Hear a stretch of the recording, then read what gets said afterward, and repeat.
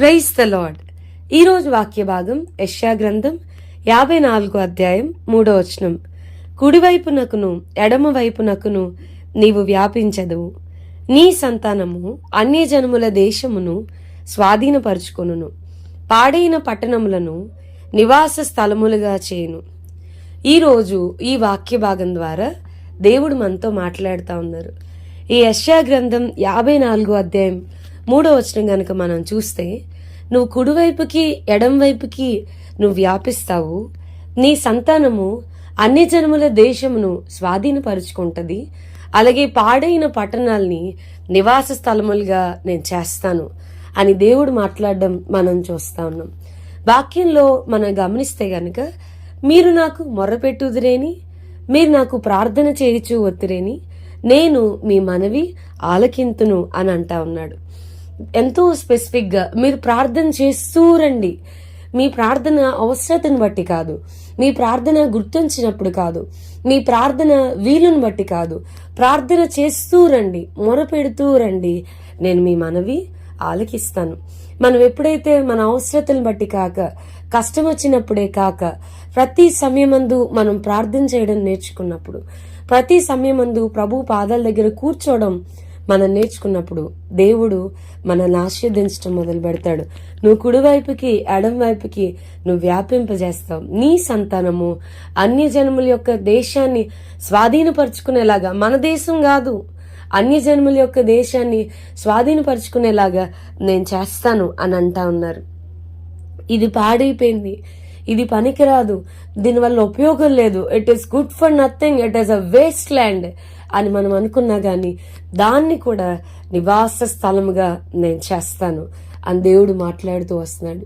So ఆయన పాదాల దగ్గర మనం మొరపెడతా వచ్చినప్పుడు, మనం వేరే వేరే వాటి వెనకాల పరిగెత్తన అవసరం లేదండి.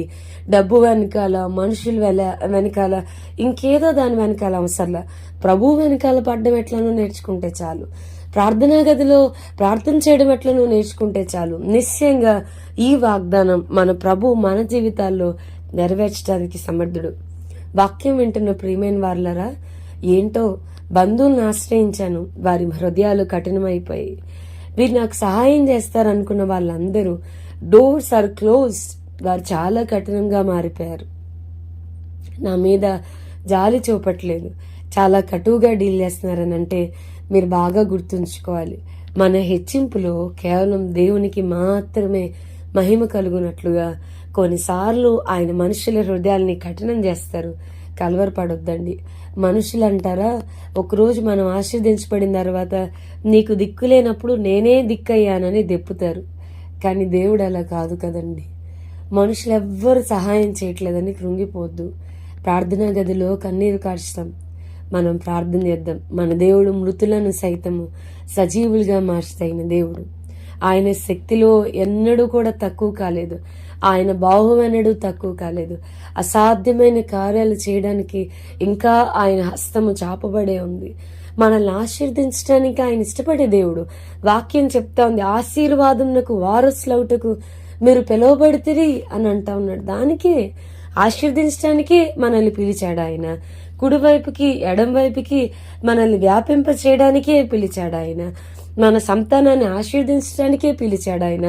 పాడైపోయి ఇక ఈ వ్యక్తి జీవితం బాగుపడదన్న వ్యక్తుల్ని కూడా అనేక మందికి ఆశీర్వాదకారకంగా మలచడానికే పిలిచాడు ఆయన.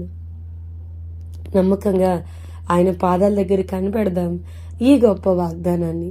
అలాగే గుర్తుపెట్టుకోండి, కుడివైపుకి ఎడం వైపుకి ఆయన వ్యాపిస్తున్నప్పుడు కొంచెం కష్టంగా ఉండిద్ది, కొంచెం నొప్పిగా ఉండిద్ది, కొంచెం బాధ అనిపించింది. ఓర్చుకో, ఆయన పాదాలని వదిలిపెట్టొద్దు. కష్టం వచ్చిందని ప్రార్థన చేస్తుంటే ఇబ్బంది ఎక్కువైందని ప్రార్థన మాత్రం మానొద్దు. ప్రార్థన చేస్తూ ఉండు. ఆటోమేటిక్గా ఈ వాగ్దానాన్ని తప్పకుండా దేవుడు మన జీవితాల్లో నెరవేర్చునుగాక. ప్రార్థన చేసుకుందాం. ప్రభువా, ఈరోజు వాక్య భాగం ద్వారా మీరు మాతో మాట్లాడినందుకు వందనాలు. వాక్యం వింటున్న మా ప్రియులైన వారిని అందరినీ దీవించి ఆశీర్వదించమని యేసు నామమున అడిగి వేడుకొంచున్నాం తండ్రి. ఆమేన్. God bless you and have a blessed day.